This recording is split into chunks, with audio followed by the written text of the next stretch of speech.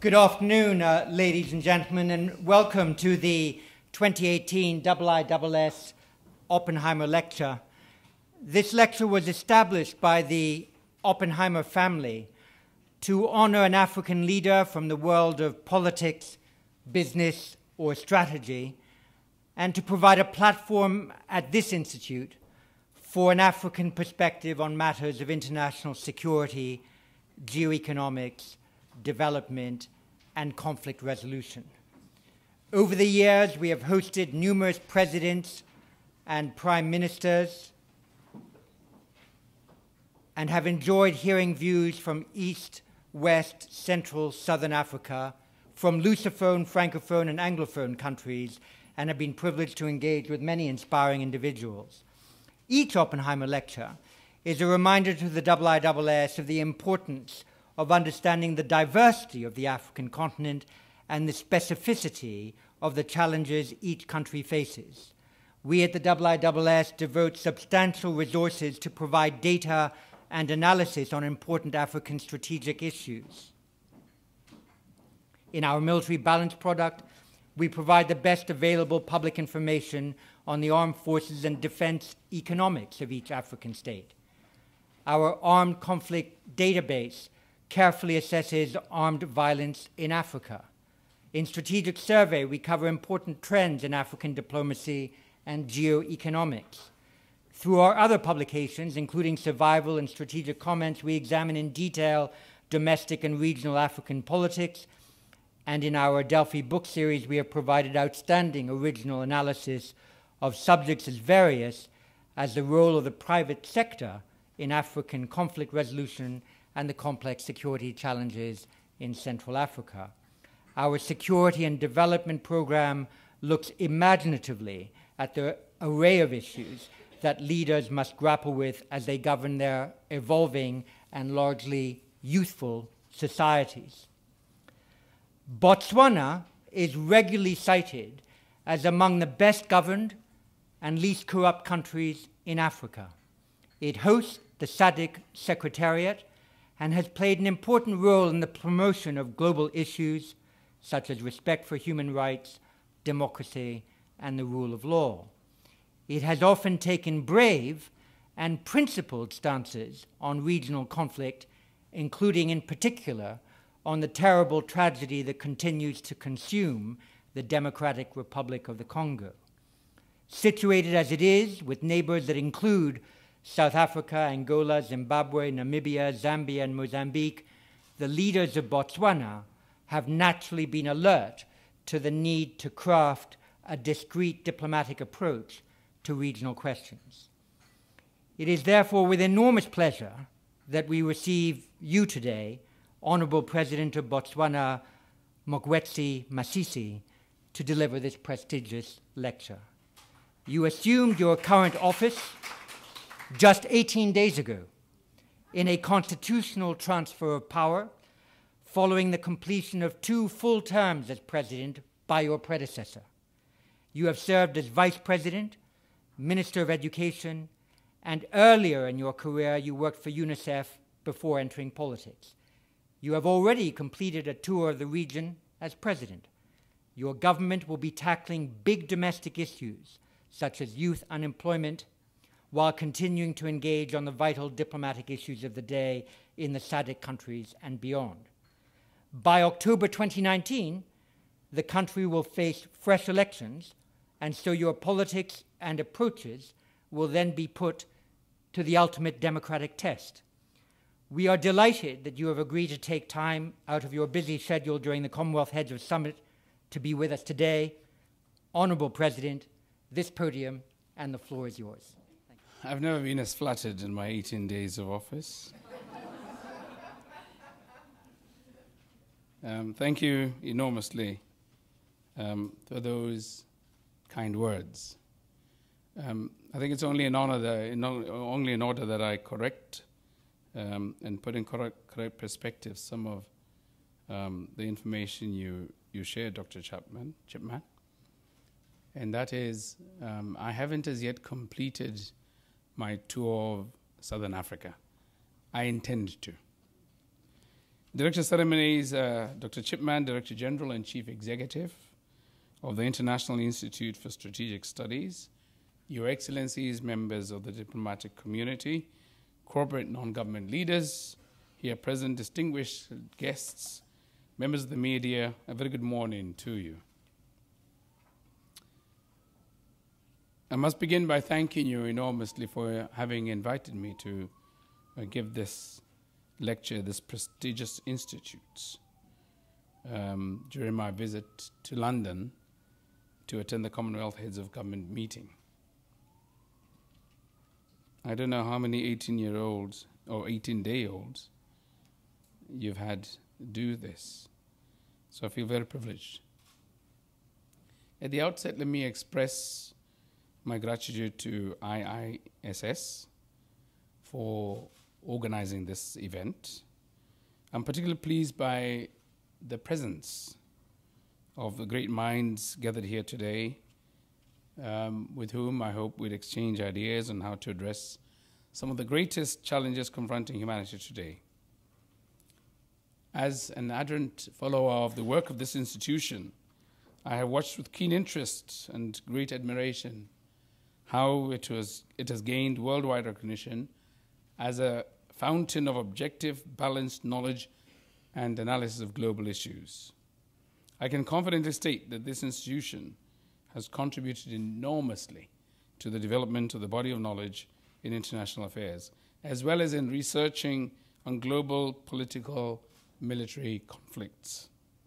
I'm informed that over the years, distinguished fellows of this institution have been practically engaged as policy advisors in many countries, international organizations, and policy think tanks. Distinguished ladies and gentlemen, today I wish to speak on peace and stability in Africa, Botswana's perspective. I will outline the story of Botswana as an African country that has managed to maintain peace and stability over 5 decades since independence in 1966. Participatory democracy. Botswana attained self-governance in 1965, and it gained independence in September of 1966 after a solid 80 years, 80 as an 80, as a British protectorate. From independence, Botswana has been a non-racial, multi-party democracy. It operates within the framework of a democratic constitution which enshrines freedom of speech, freedom of association and worship, and affords all citizens equal rights. The history of Botswana should be understood in the context of the political situation that prevailed in Southern Africa in the 1950s up to the 1980s. Botswana back then was surrounded by white minority racist regimes in the neighboring countries of South Africa, of Southwest Africa, which is now Namibia, and Southern Rhodesia, which is now Zimbabwe.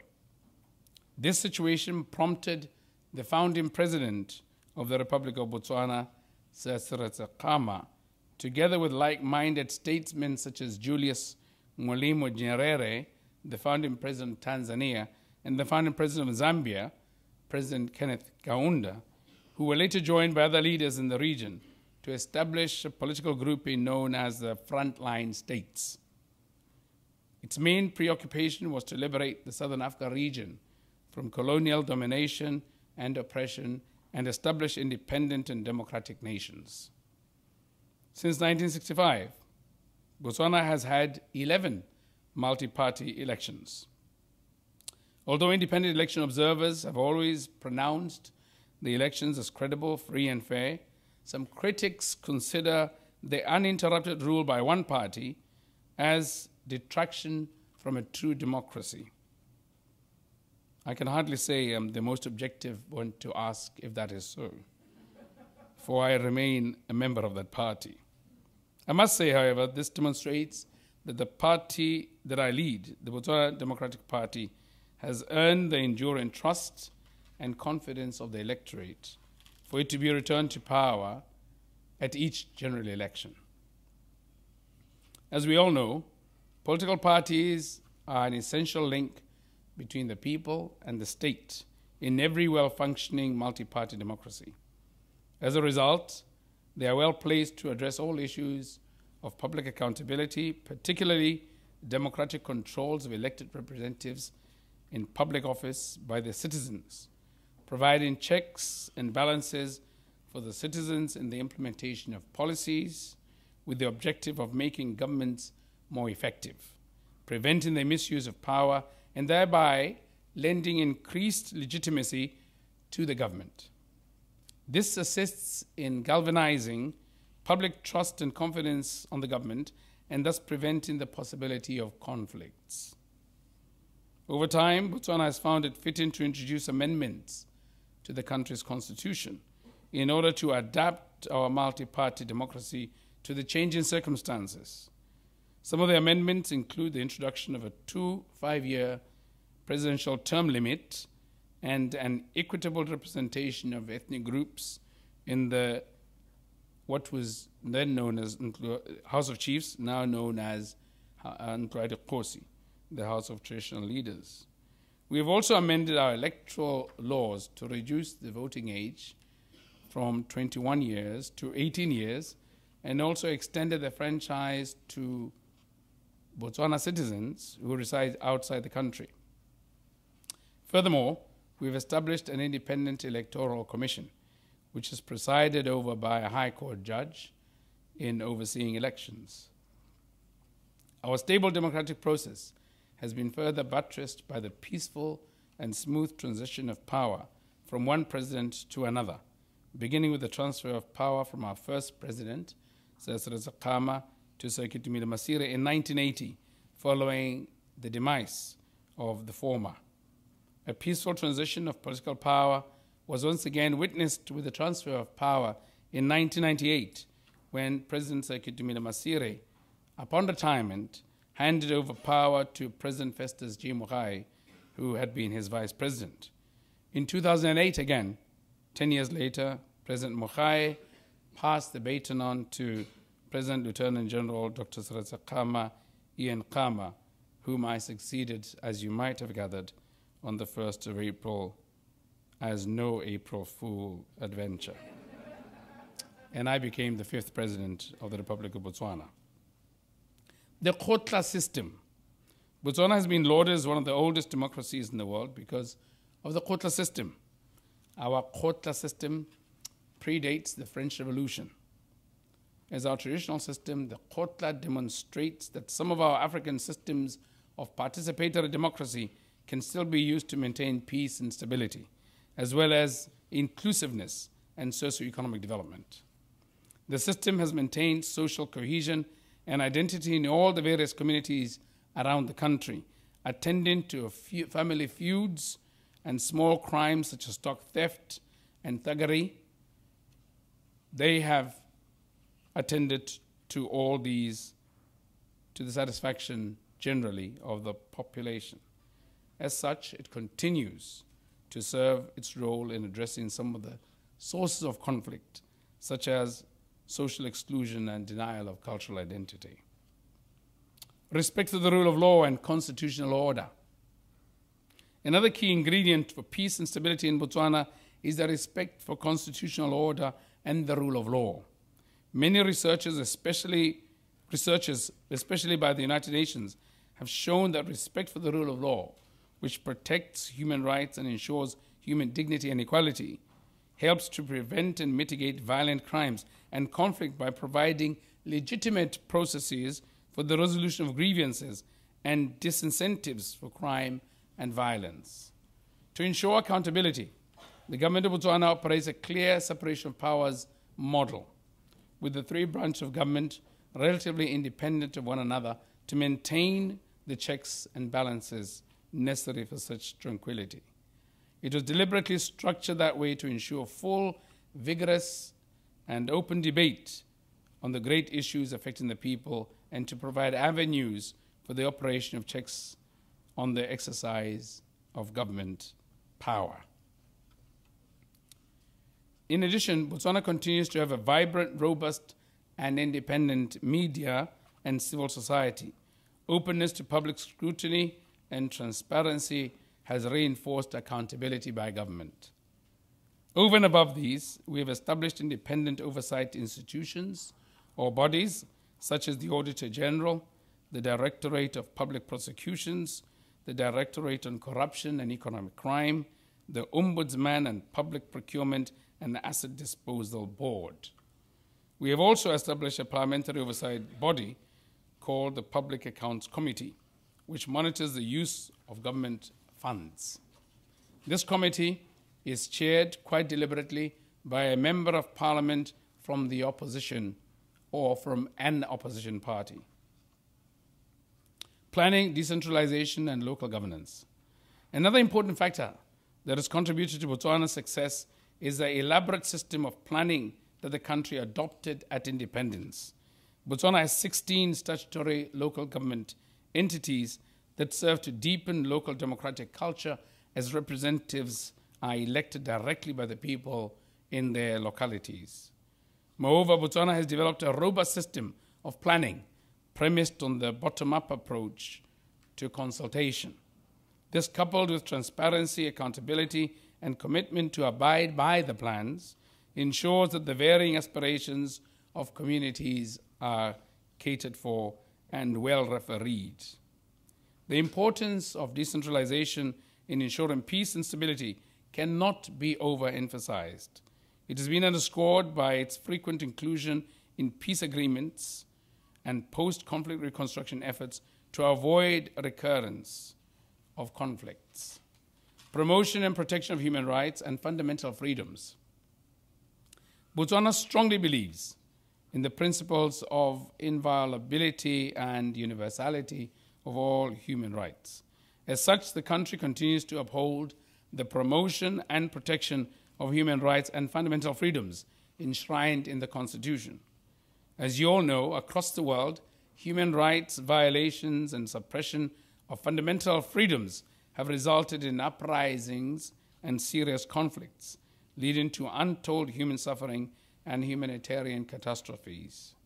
Indeed, the former UN Secretary General, Mr. Kofi Annan, has rightly noted that the common thread connecting issues such as eradication of extreme poverty, the struggle against HIV and AIDS, the prevention of deadly conflict, and the tackling root causes of political violence, issues which threaten human security around the world, is the need to respect fundamental human rights. Sustainable economic development and management of economic resources. It would be remiss of me if I did not underscore the important need to ensure effective management of natural resources. The discovery of minerals, precious minerals at that, such as diamonds and copper nickel, helped to boost Botswana's socioeconomic development. This has helped in elevating Botswana from being one of the world's 10 poorest countries in 1966 to an upper middle income country. At the time of independence in September 1966, Botswana was one of the least developed and poorest nations of the world, with a per capita income estimated at between 70 and 90 US dollars. The majority of the population was dependent on subsistence agriculture, with beef production as a mainstay of the economy amidst a series of recurring prolonged droughts. The literacy rate was low, and access to health, to sanitation, water, telephone, electricity, public transportation, and other services was negligible, if at all existent. There was virtually no infrastructure, apart from the less than 8 kilometers of tarmac road in the entire country, built, thank goodness, to the visit by King George. Availability of skilled and professional personnel was no better, with less than 50 university graduates and about 100 secondary school graduates. The institutional machinery to run the operation of government was weak and almost totally dependent on our colonial masters. One important factor that has worked well for us in Botswana is that all mineral rights are, following extensive consultation with all the major groupings in Botswana, vested in the state. In my view, many factors were responsible for Botswana's success. These include the visionary political leadership from the time of independence, and I dare say before too.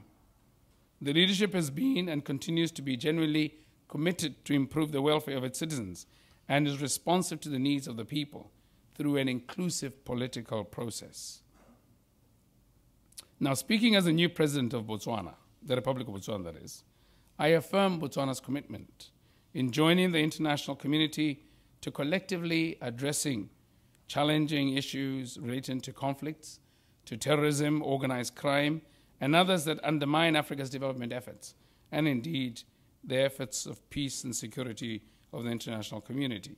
I also commit to uphold the rule of law and maintenance of national unity, peace and stability, for these are the fundamental factors for the attainment of sustainable socio-economic development, as I so well did when I took my oath of office 18 days ago. Regional and continental efforts to foster peace and stability. The promotion of peace and security remains a priority for Southern Africa. This includes the strengthening of mechanisms for conflict prevention, management, resolution, and building efforts. It is also important to underline the fact that the Southern Africa Development Community, commonly known as SADC, is deeply committed to the consolidation of democracy, peace, and stability, as demonstrated by, amongst others, adherence to SADC principles and guidelines governing democratic elections. At the continental level, the African Union is equally intensifying efforts to address conflicts and other issues that cause instability. The adoption of Agenda 2063 by the African Union Assembly in 2015 and the commitment to silence the guns by 2020 is a clear commitment by the African Union leaders to achieve a peaceful and secure Africa. Similarly, the forging of close collaborations between the African Union Commission and the United Nations Secretary General in addressing the increasing challenges that threaten peace and stability on the African continent is highly appreciated. I wish to conclude my presentation by emphasizing the central role of the state in addressing the root causes of conflicts in its jurisdiction, and that the prevention of conflicts remain a primary responsibility of the state.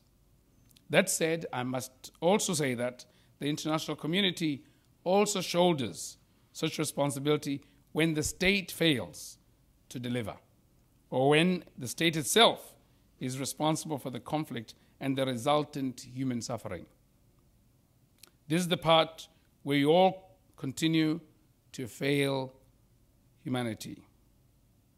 In my opinion, it is mostly because of the weaknesses embedded in the United Nations and the African Union systems in terms of conflict prevention, resolution, or maintenance of peace and security, as well as the difficulties faced by the international community in general to assist those in dire need. We continue to look up to the United Nations Security Council and the African Union Peace and Security Council to come up with solutions to the many conflicts, violations, and abuse of human rights around the world, and specifically in Africa, and most importantly, to address issues of impunity for the crimes and gross human rights violations that take place mostly during conflicts. In this regard, we support, and we strongly do, the International Criminal Court and the role it plays in ensuring that those who are responsible for committing crimes against humanity are held accountable. I wish to conclude by stating that I'll take this opportunity to thank most sincerely the Oppenheimer family for the generous offer to support an annual lecture under the auspices of the IISS to promote the development of evidence-based policy recommendations. The family enjoys a long history of presence and partnership with a number of African governments, including my own in Botswana. I am proud to inform you that this partnership, which began as far back as 1971, has contributed significantly to Botswana's socio-economic development. I thank you enormously for your very kind attention. Honourable Mr. President, thank you very much for those remarks, and especially with the generosity of your opening words where you kindly praised the work of the IISS for many years. And I know that your words will be a very special inspiration to some of the young researchers and analysts who we have here in the audience of the IISS who will want to continue in that tradition and serve the cause of evidence-based research and conflict resolution. We'll in a moment open it up generally for questions, but I wondered if I might ask you two in order to begin. First, I think it was hugely instructive for all of us that you began by explaining the history of Botswana's political progress. And I wonder if you could give us a sense over the next 18 months or so what you see as your priorities as president of Botswana in order to put your party in the best possible position in October 2019 to regain office. What are the things you now feel you most need to do in order to retain that confidence of Botswana public opinion? As the new president of Botswana with slightly less than 18 months to go before a general election,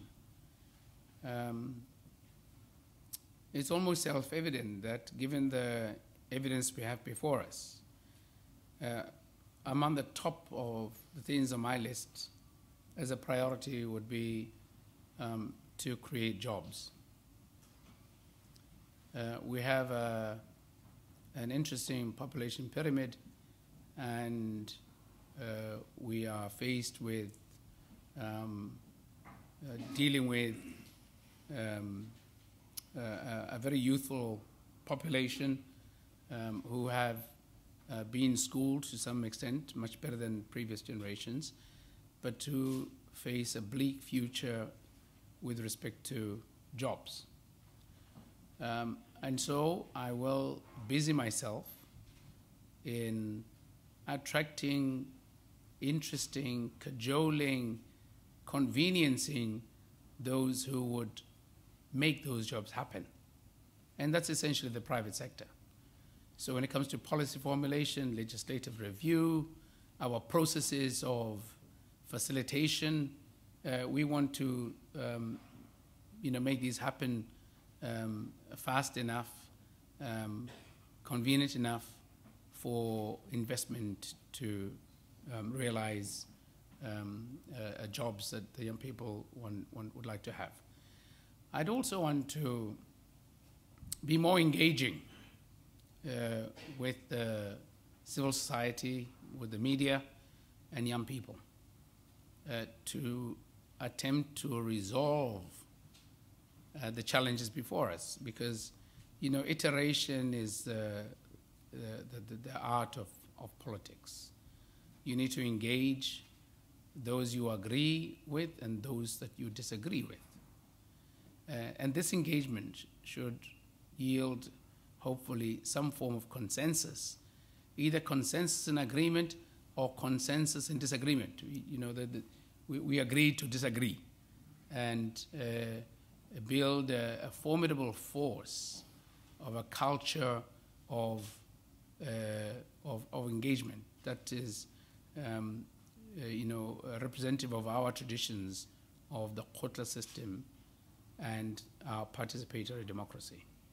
Thank you very much. The second question I wanted to ask was about regional security, and in particular about the Democratic Republic of Congo, on which, as I mentioned, Botswana has taken a very principled and strong stance. And we, sitting here in Europe, are constantly alerted to the tragedies in the Middle East and in other parts of the world, and perhaps not sufficiently schooled in the problems of your region. What do you think the region can do about the terrible tragedy of the Democratic Republic of the Congo now, and what might you call on influential leaders in Europe and North America to contribute to a peaceful outcome of that very tragic situation at present? Thank you for the question, most appropriate. The DRC is potentially the richest country in Africa, and arguably one of the richest in the world. And more than the DRC, I think the world has failed the DRC. We have failed the DRC in appreciating what value, true value, we can get out of them and they for themselves. And part of what can be done is for the likes of myself when here to share that with you and share that with leaders outside the DRC, outside Africa, because we in Africa, particularly in Southern Africa, talk about this. One of my maiden voyages was to Angola, and I saw a president who's a former military general in Angola, who's been in office for 6 months. So he felt pretty good when he was, seeing me as a novice. And we talked about the DRC because he's the chairman of the organ on, an organ of safety and security in SADC. And he informed me that on the 24th of this month, he is in agreement with the chairman of SADC, calling what's called a double troika meeting, i.e. the chairman of the organ, the whole membership of the organ, and the rest of SADC, the heads of state level, becomes a summit, and it's double troika, to deal with the DRC. And the tragedy about the DRC is that the tensions are mounting.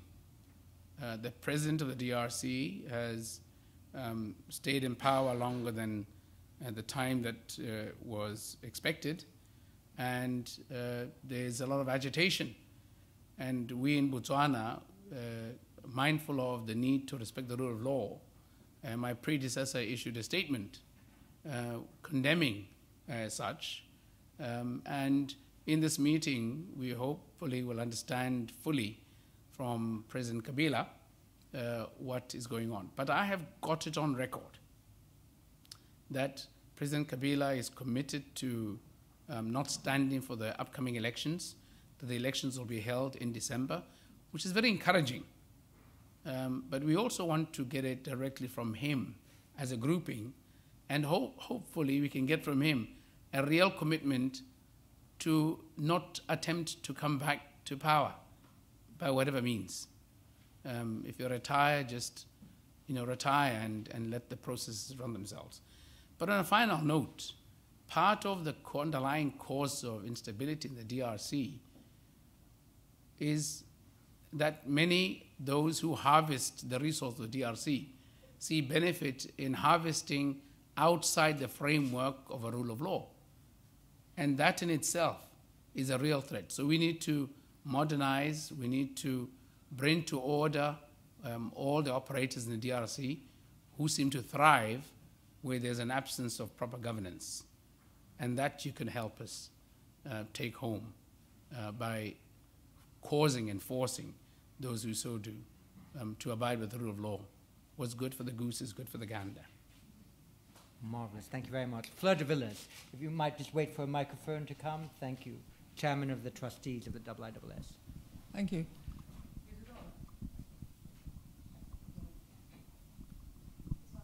Is it on? Okay. President Masisi, the extraordinary miracle of Botswana is that it has escaped the resource curse that people referred to, similarly endowed, richly endowed countries in the rest of Africa. And it's fairly obvious both from your speech and from the history of Botswana that, and you touched on this a moment ago, that the secret of benefiting from your resources rather than regarding them as a curse is the maintenance of good governance. And Botswana has been a model, a rarity in that respect.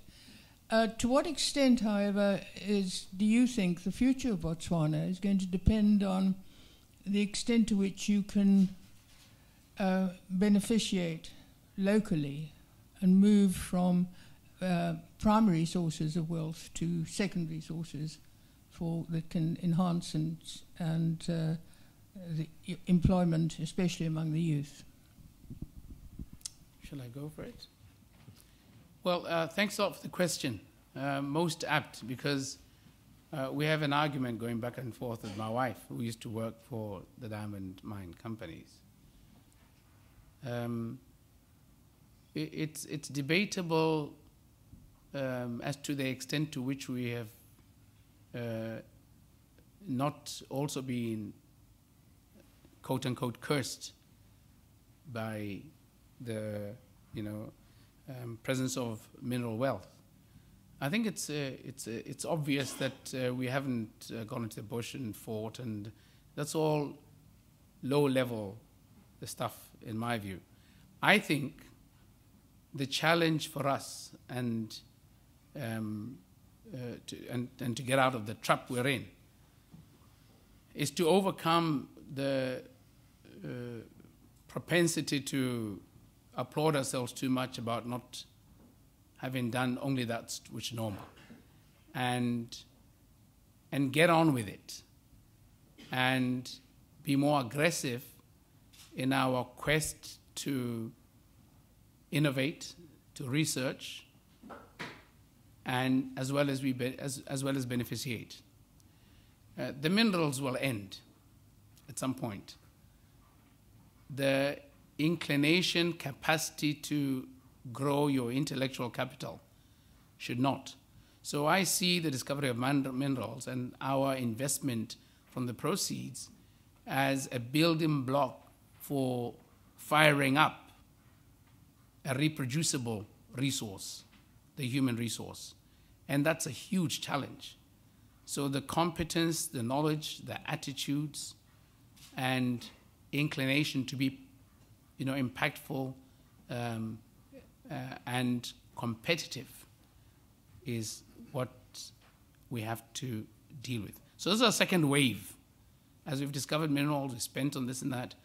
We need to transform the mindset. And if you, for instance, in London, can do something that costs you £1 over an hour, we should do something that costs us 50 pence over half an hour or less. Next here, yes, and then John. Great. I'm Chair, Asia and Pacific Affairs. Your Excellency, thank you so much for your comprehensive, in-depth presentation. I greatly appreciate it. We touched the natural resources already. If I can stretch it a little bit international, what is your personal take on the role of China in Africa? Because it is coming in a big way. And Mao Zedong used to say, what is 50 years in politics but the flesh of an eyelid? Maybe less than 50 years. In 10 years from now, the whole dimension may change a bit. And your personal thinking about the role of China in future of Africa? China. Big stuff. But China is attempting to do for itself what many have attempted.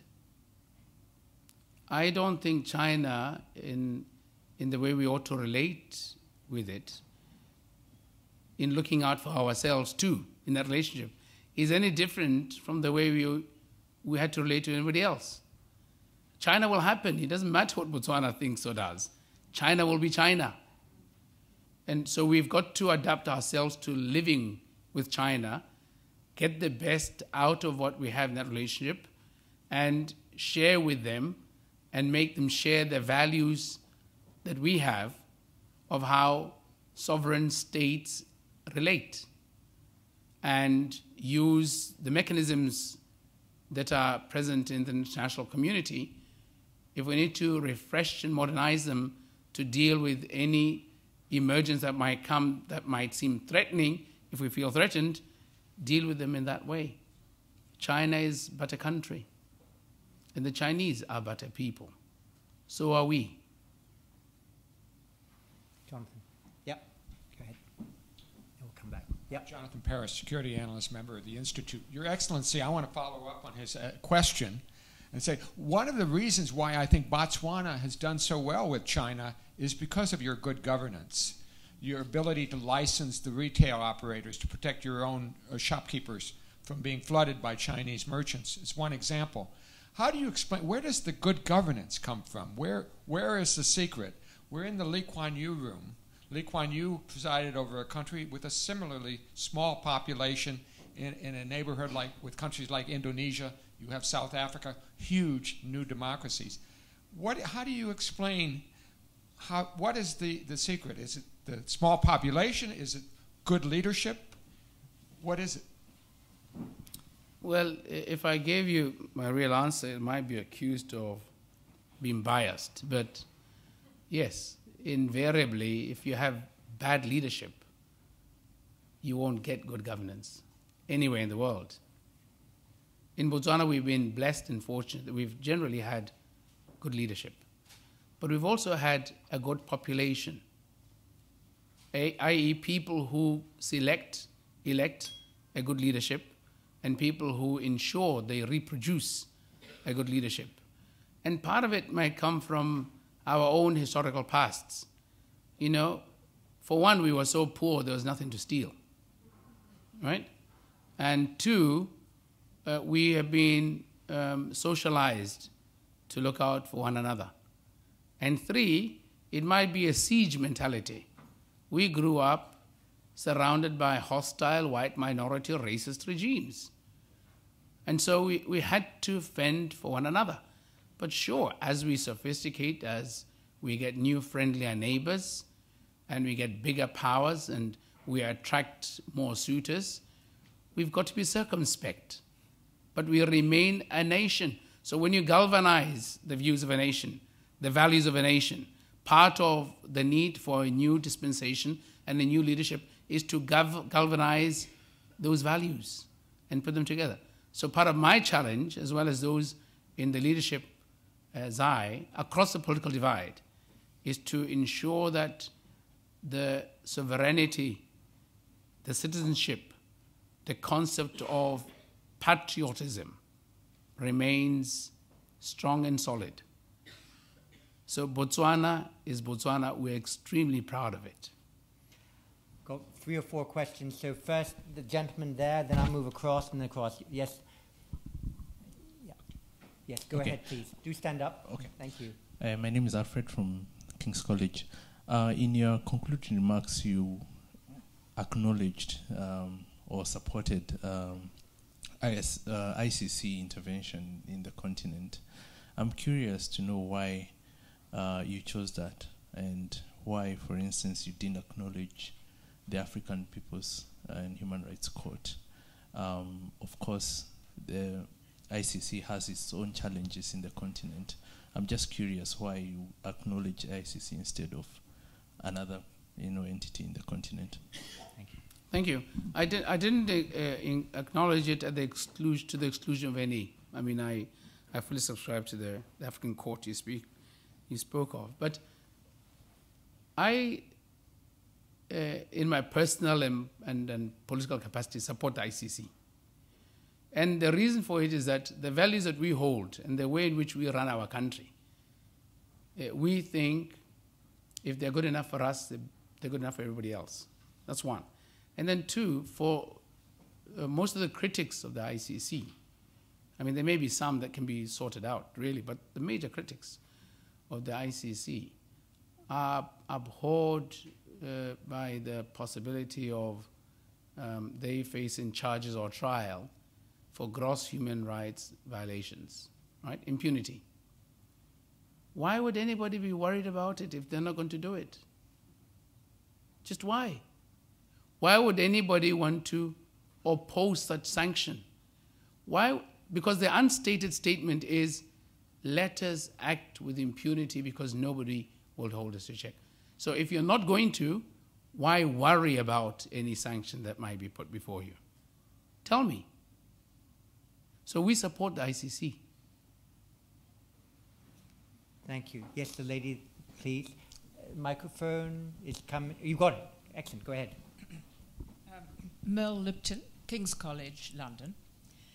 You very eloquently emphasized the importance of the rule of law and of Botswana's excellent record in upholding this. How do you review the position of the SADC tribunal, which was, as you know, suspended largely at the behest of Mugabe in the wake of land seizures. Thank you very much for the question. Let me correct it slightly. It may have been the incidences that had taken place in Zimbabwe, but it wasn't suspended at the behest of Mugabe. That court was not established to override sovereign jurisdictions. And then they attempted to so do outside its remit, because the national constitution, the national jurisdiction systems were intended to be intact to so do. And that's why it is. But, going further, we will iterate with my SADC counterparts on exactly what to do when faced with challenges that may need review beyond national judicial institutions and frameworks. Finally, and I don't want to comment too much really on another country, particularly a neighbor who we have just suddenly fallen in love with again. But we all know what happened in the past, and we're glad it's past and over. We want to move on. Caitlin Vito? Yes, we've got a couple more, not to worry. Hi, Caitlin Vito with the Institute. Mr. President, thank you so much for coming. Earlier this year, Botswana, the government issued a drought warning, saying that this was impacting food crops and harvesting. My question relates to climate change and where the government of Botswana places this, and you place this in terms of your agenda going forward as an issue facing the country, but also the wider region. Thank you. Well, we're signatories to the Paris Agreement, and we take issues of climate change very seriously. We have no option. Part of our history has been the experience of droughts being the norm rather than, otherwise. And the debilitating effects of droughts we know only too well. So any measures to prevent, avert excesses, we would take very seriously. So we're very heavily involved at the national level in ensuring that we mitigate and prevent anything that will exacerbate climate change.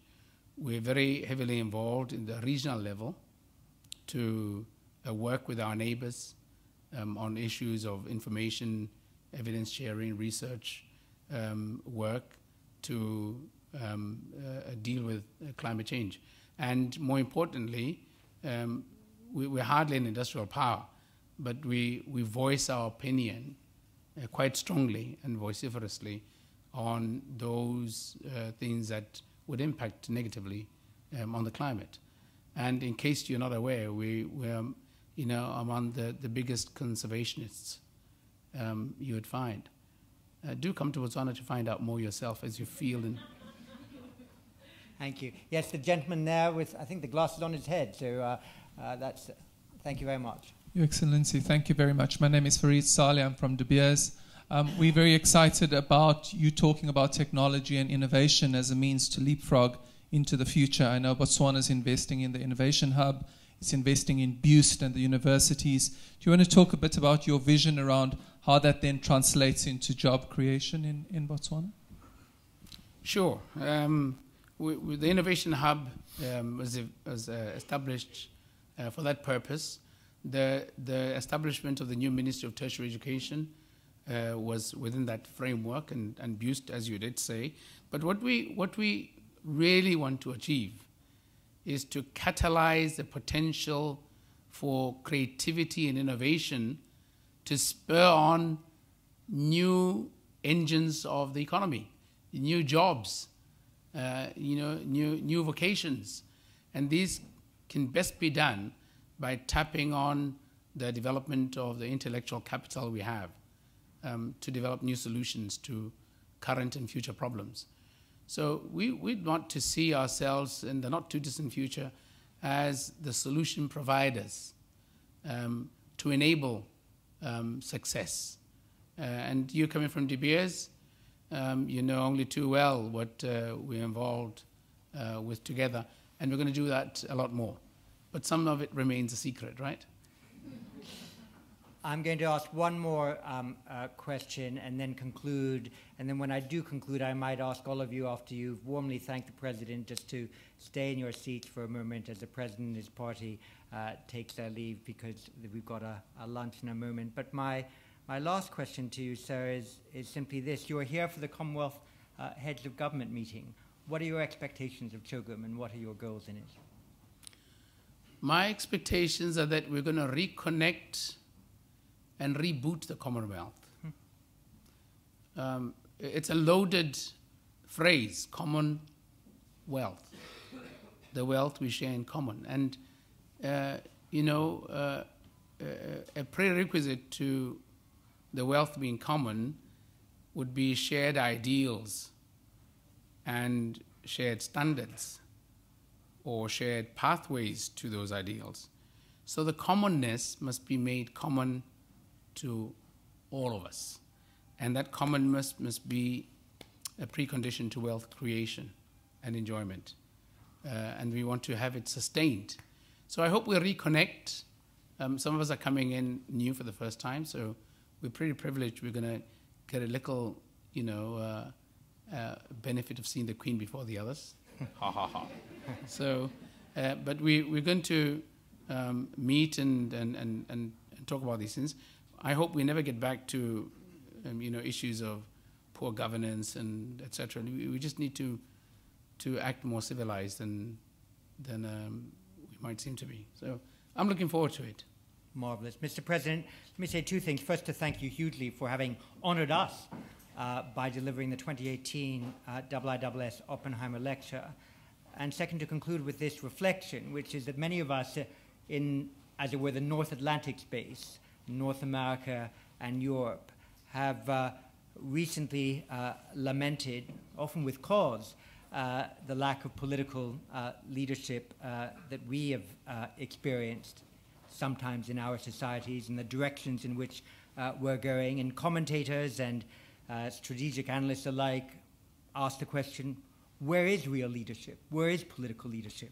I think in the last hour we've witnessed some political leadership. We know there's some political leadership in Botswana. Thank you very much for demonstrating it to us today, and good luck for the next 18 months in the future. Thank you so much. Thank you. Thank you. Thank you very much.